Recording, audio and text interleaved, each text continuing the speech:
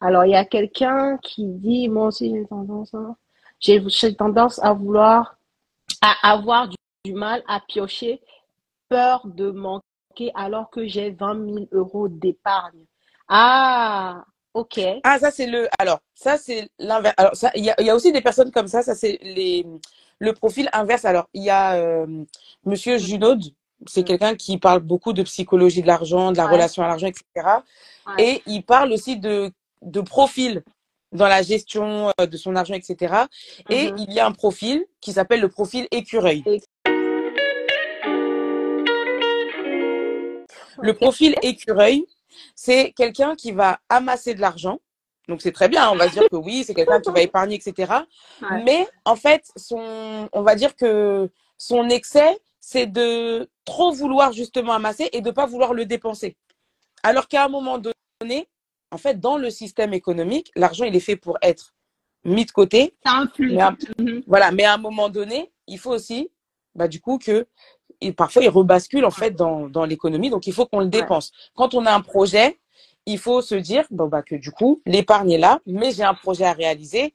Il est fait pour ça. Plutôt que d'aller peut-être faire un crédit supplémentaire, je vais Ouais, prendre dans mes finances. Alors, le but n'est pas non plus de se retrouver à bien zéro, mais je sûr. vais prendre une partie de mes finances, je vais l'injecter. Pareil, quand on a un imprévu. Mm. On a un imprévu, plutôt que d'aller faire un crédit à la consommation ou un crédit renouvelable à la banque, qui, du coup, au final, après, on risque de regretter. On a une épargne qui est là et qui est disponible. On va prendre dans son épargne. Voilà, en fait, mais je peux comprendre. C'est le fait de se dire, oh là là, j'ai une belle somme et du coup, je vais toucher, je vais passer un cran au-dessus, en Ouais, dessous. et peut-être même, tu vois, la fierté du truc de se dire, ouah, j'ai ça sur mon compte, C'est c'est ça, trop bien. exactement. Ouais, tous les matins, tu regardes, ça te donne du peps, tu vois. Et donc, du coup, t'as peur de Non, toucher à ça et de redescendre un peu. Et je vais compléter ce que tu disais tout à l'heure par rapport à l'immobilier. oui, Aujourd'hui, si on se place dans le contexte de 2023 où les taux d'intérêt sont élevés, l'une des façons de justement être moins impacté par les intérêts d'emprunt, eh ben, c'est d'injecter de l'épargne dans son projet.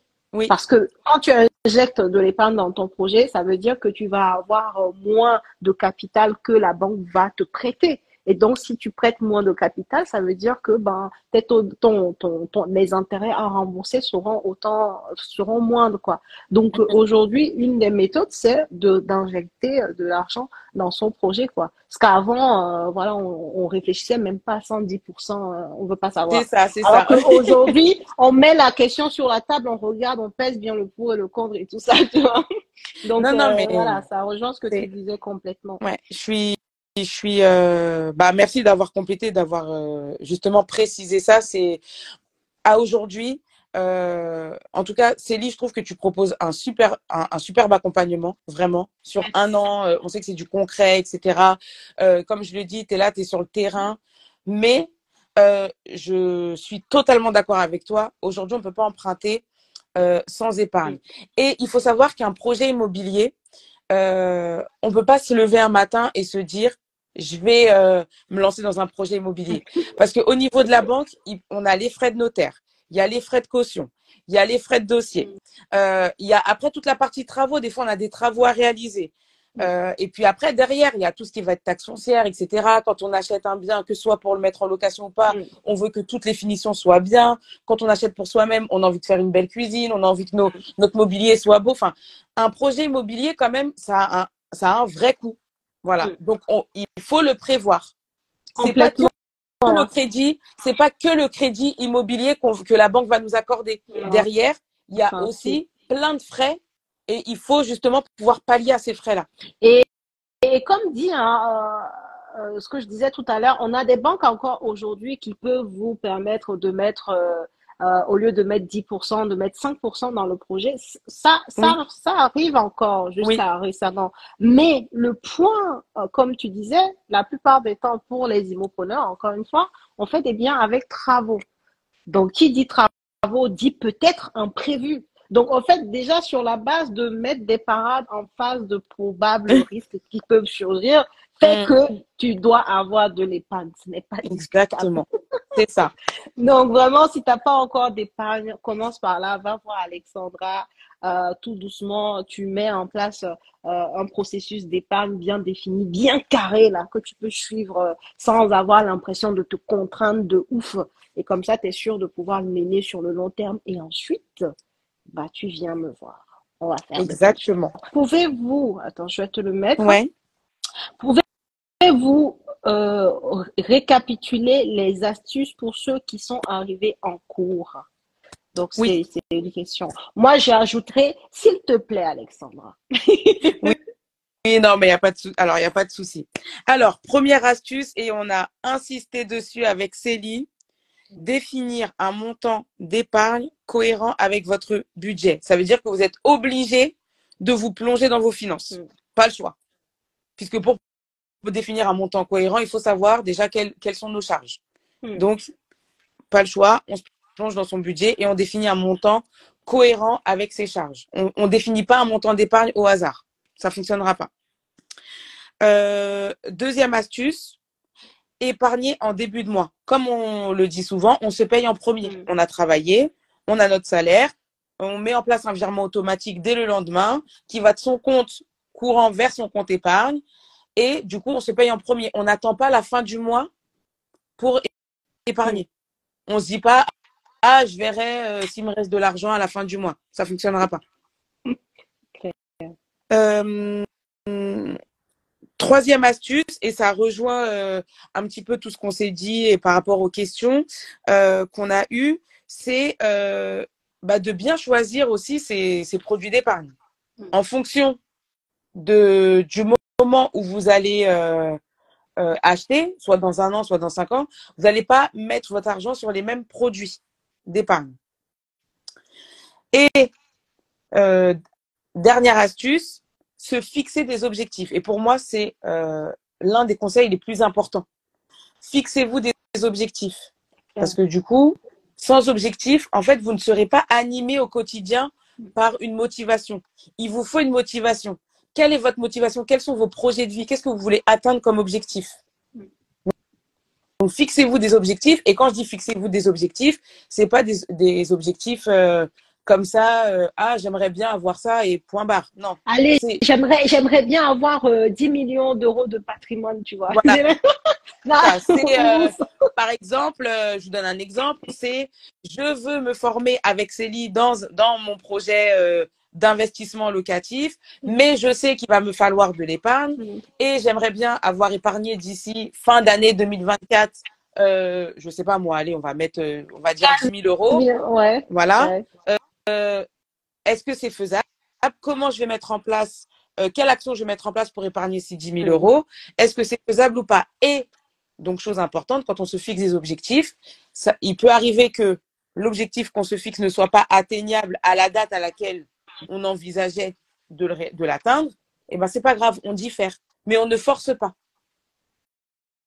C'est ça, en fait, je pense que c'est ça le secret de la longévité quand on veut épargner, c'est de ne pas forcer le trait, genre, non, en fait, faut faire des choses qui sont fluides pour vous, quoi, au quotidien, mais qui en même temps va vous permettre d'être discipliné sur certaines dépenses utiles que vous faisiez avant. Voilà, mettre de l'ordre dans tout ça et pouvoir épargner tranquillement pour réaliser vos projets.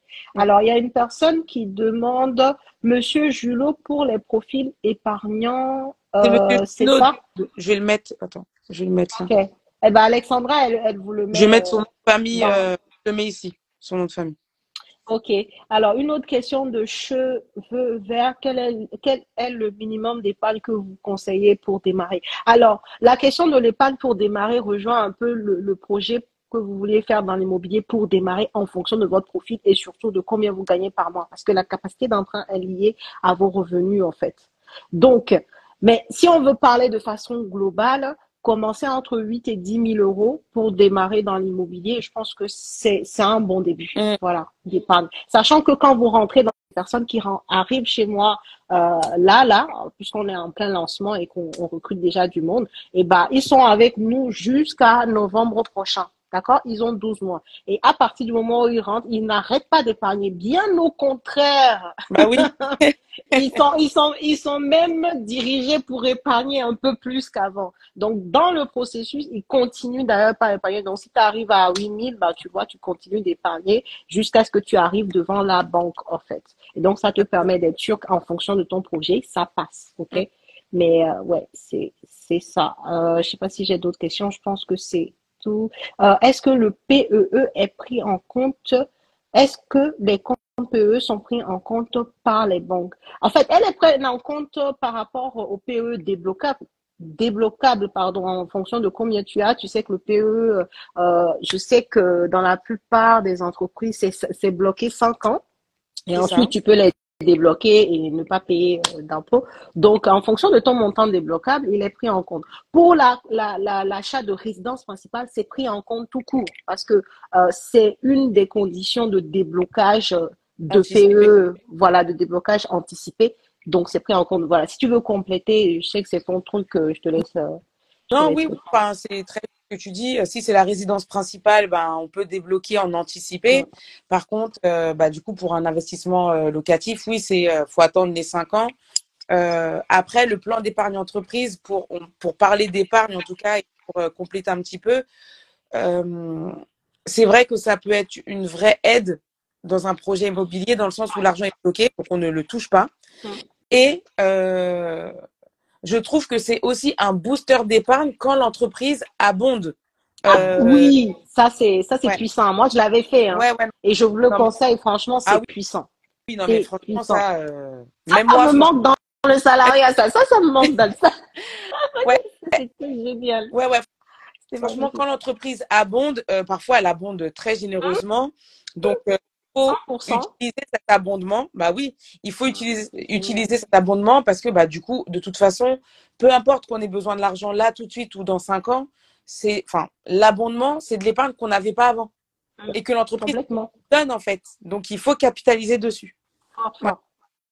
Donc, tous ceux qui ont des PE, là, ou des fois, des gens l'ont, mais ils ne savent pas, allez vous renseigner dans vos Renseignez-vous. Ouais. boîtes. Franchement, moi, la première année, dès que je suis arrivée, moi, l'argent, là, ça fait longtemps que dès que je suis arrivée là, c'est les choses que j'ai regardées. Je savais même avant d'arriver dans l'entreprise en vrai. Et j'ai fait tout de suite, dès qu'il y avait la possibilité, directe. Et c'est Ouais, génial. Franchement, ça a permis de booster l'épargne exactement. comme jamais, quoi. Ouais. Dernière question. Yes. En général, sur quelle période la banque remonte-t-elle en vue d'accorder un financement? Remonte-t-elle?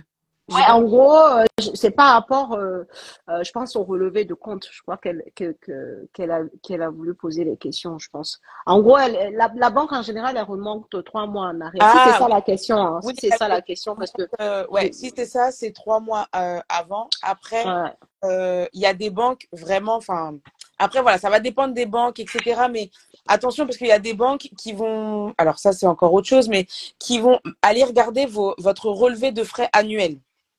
Le relevé de frais annuel, pour la petite histoire, c'est un document qui va reprendre tous les frais que vous avez eu dans l'année. hmm, Donc, ça veut dire que oui, elle va remonter sur les 3 derniers mois, mais elle peut très bien aller consulter ce relevé de frais annuel et hmm, dessus sera indiqué les commissions d'intervention, hmm, les frais de rejet, etc., etc.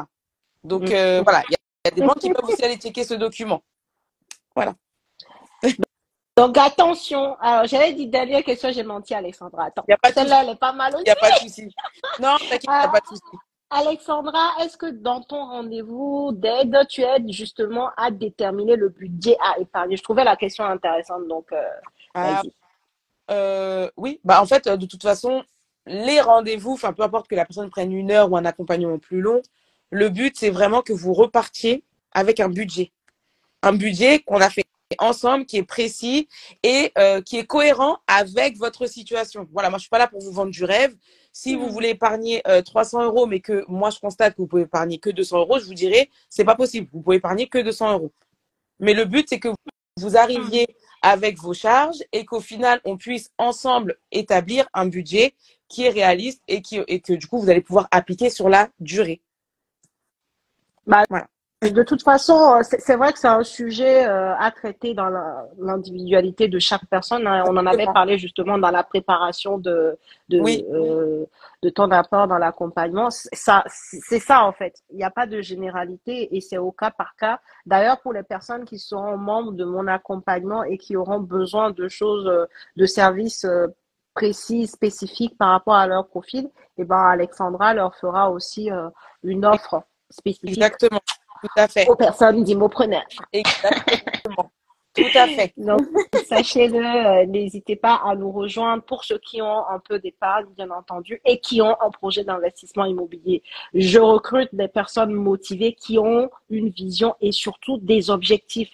L'immobilier, c'est pas du sprint, c'est du marathon. Oui. Donc, c'est pas des gens qui veulent devenir rentier en 6 mois. On fait pas ça chez Immopreneur, hein. On a, non, c'est vrai de le dire parce que c'est pas comme ça que ça se passe l'immobilier en Bien sûr. réalité. On peut avoir un patrimoine important, mais ça se construit sur la durée. Réussir un premier projet immobilier, ça ne se fait pas en un mois. En moyenne, c'est plutôt 6 mois, en fait. C'est déjà pour vous mettre bien en perspective. Donc, déjà pour rester 6 mois focus sur un projet, il faut une certaine détermination et derrière un objectif qu'on veut absolument atteindre, en fait, et qui nous fait garder cette détermination et cette motivation. Donc, c'est tout ça aussi qu'on voit, nous, en appel de qualification. Mm. Et c'est pour ça que ce n'est que comme ça qu'on rentre chez nous, par l'appel, réserver un call, échanger avec nous, voir le profil, le projet et ensuite, si c'est good, avec grand plaisir de vous accompagner. Bah Yes. écoutez, je pense qu'on a tout fait. J'ai pas oublié de questions. Je regarde dans le chat. C'était super, franchement. Merci beaucoup, beaucoup, Alexandra, pour les pépites, comme d'habitude, de toute façon. Merci à toi, Célie, pour l'invitation et ta Surprise. confiance. Et merci à tous, Merci. du coup, qui êtes sur le live aussi pour votre Ouais. présence. Merci vraiment, c'était très dynamique, hein, comme d'habitude. J'ai vu vos réactions, vos questions et tout ça. Je suis sûre que tout le monde repart d'ici avec certaines réponses ou bien une ouverture d'esprit Tout de à fait. nouvelles choses, quoi. Donc c'est aussi ça, hein, le fait de pouvoir échanger comme ça, de repartir avec des informations qui peuvent vous être utiles dans vos projets, quoi. Merci, merci beaucoup, Et, Alexandra. On se et- retrouve très bientôt oui, dans on va très l'accompagnement. Et pour les autres, ben, on se retrouve très bientôt dans d'autres lives ou aussi dans l'accompagnement si vous nous tout à rejoignez. fait. À Yes. très bientôt. Bonne soirée tout Merci. le Belle monde. soirée à tous.